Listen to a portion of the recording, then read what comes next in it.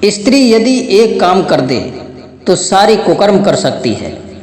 जय श्री कृष्णा मित्रों, आप सभी दर्शकों का हमारे YouTube चैनल में बहुत बहुत स्वागत है। दोस्तों, आज फिर हम आपके लिए एक नया वीडियो लेकर आए हैं। ये वीडियो आपके लिए बहुत ही महत्वपूर्ण होने वाला है।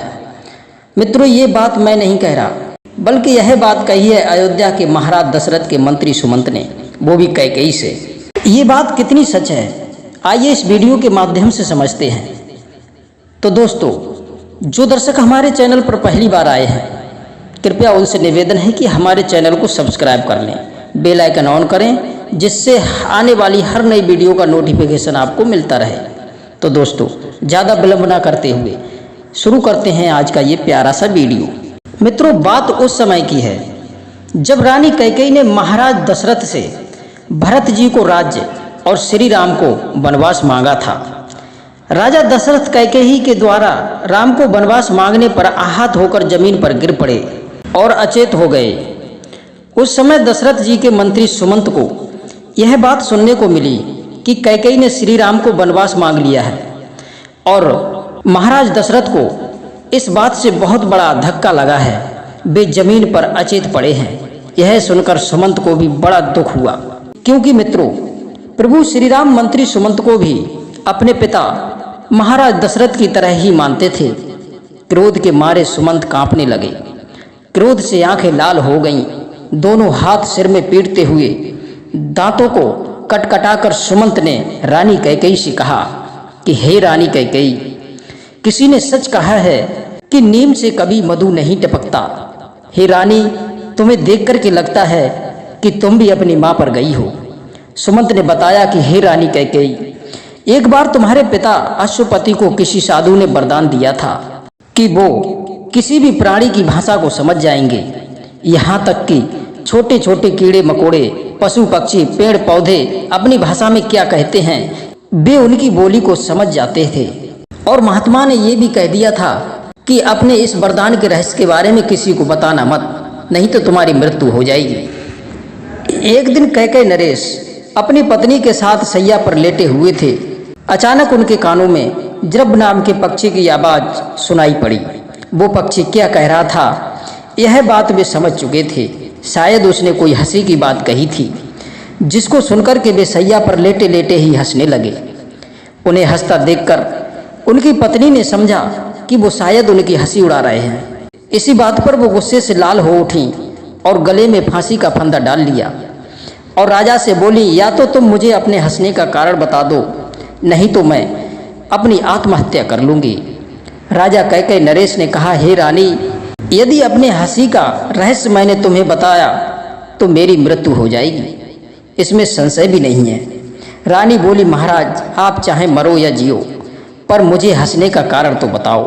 अपनी प्यारी रानी के ऐसा कहने पर कैकेयी नरेश ने जिस महात्मा ने वर दिया था उसी से पूछा कि मेरी रानी मुझे बार बार इस वरदान के रहस्य को बताने के लिए विवश कर रही है, क्या यह बात बताना हितकर है? साधु ने कैकेयी नरेश को समझाया कि महाराज, ये बात अगर तुमने बता दी तो तुम्हारी मृत्यु हो जाएगी, कि रानी मरे या जिए, पर तुम्हें ये बात उसे भूलकर भी नहीं बताना चाहिए। मित्रों, साधु के समझाने के बाद रानी ने जिद नहीं छोड़ी, तो राजा कैकेयी नरेश ने अपनी रानी को घर से निकाल दिया। सुमंत ने कैकेयी से कहा, हे रानी, तुम भी अपनी माँ की तरह दुर्जनों के मार्ग पर स्थित हो, पाप पर ही दृष्टि रखकर मोहवश राजा से यह अनुचित आग्रह कर रही हो। आज तुमने समस्त वसुधा के स्वामी अपने पति महाराज दशरथ का त्याग कर दिया है। जो स्त्री अपने धर्मात्मा और नीतिवान पति का त्याग कर सकती है, वो संसार में ऐसा कोई कुकर्म नहीं है जिसे वह ना कर सकती हो। एक स्त्री के लिए उसकी जिंदगी में धर्मात्मा, यशस्वी और नीतिपरायण पति का होना उतना ही जरूरी है जितना सुगंध के लिए वायु, बेल लताओं के लिए सहारा।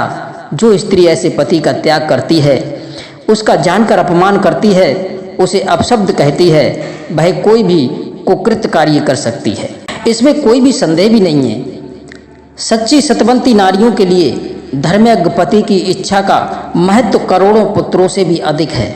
जो स्त्री अपने पति से नित्य अनुराग रखने वाली है, गृह कार्य में चतुर, सुयोग संतान उत्पन्न करने वाली, सुशील और सुंदर जीवन वाली होती हैं वह पति की प्रिय होती हैं। पति जिस प्रकार से अपने बस में हो सके उसी प्रकार से स्त्रियों को आचरण करना चाहिए, जैसे गाना बजाना, मधुर बातचीत, मोहित करने वाली काम क्रीड़ाएं इत्यादि। जो स्त्री धर्म का पालन नहीं करती है वो पारिवारिक सुख से वंचित हो जाती है। अक्सर कुछ नारियां पति का अपमान, निंदा अपने हट के आगे उन्हें अनुचित कार्य करने के लिए विवश करती रहती हैं, चाहे उसमें कितनी ही बड़ी संख्या में धन हानि या जान हानि क्यों ना हो जाए। यह कर्म उनके दुष्ट चरित्र को दर्शाते हैं। मैं ये नहीं कहता कि स्त्रियों पर किसी तरह का अत्याचार हो। पति अपने पुरुष होने के गुमान में बेमतलब में उन पर रौब झाड़ें, उन्हें अपमानित करें या उनको हीन भावना से देखें। स्त्री सुरक्षित होगी और सुखी होगी तभी सृष्टि का कार्य सुचारू रूप से चल पाएगा, तभी एक सुंदर भविष्य का निर्माण हो पाएगा। हर स्त्री का सम्मान उसी दृष्टि से होना चाहिए जैसा आप अपनी माँ, बहन, भांजी का करते हैं। इस प्रकार की बातें स्त्री पुरुष दोनों को ध्यान में रख कर के चलना चाहिए। सुमंत ने आगे बताया कि हे कैकेयी, वही स्त्री अपने पति की प्रिय होती है जो किसी भी प्रकार के कर्म द्वारा पति को दुख ना दे। यदि पति सही और न्याय संगत मार्ग का अनुसरण करता है तो नारियां उसका त्याग ना करें, उसे पीड़ित ना करें।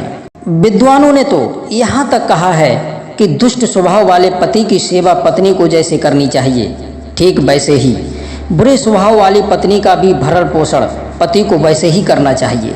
वैसे एक बात तो सच है, विदुर नीति में लिखा है, जहाँ का शासन स्त्री, ज्वारी और बालक के हाथ में होता है वहाँ के लोग नदी में पत्थर की नाव पर बैठने वालों की भांति विवश होकर विपत्ति के समुद्र में डूब जाते हैं। इसलिए हे कैकेयी, स्त्री को चाहिए कि अपने पति को विवश करा करके उनसे कोई अनुचित कार्य नहीं कराए, ना ही उन्हें कोई भी गलत कार्य करने के लिए प्रेरित करें।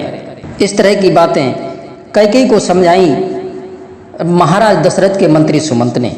दोस्तों, आपको यह वीडियो कैसा लगा हमें कमेंट के माध्यम से अवश्य बताएं। आप सभी दर्शकों का बहुत बहुत धन्यवाद। जय श्री कृष्णा, जय श्री राधे।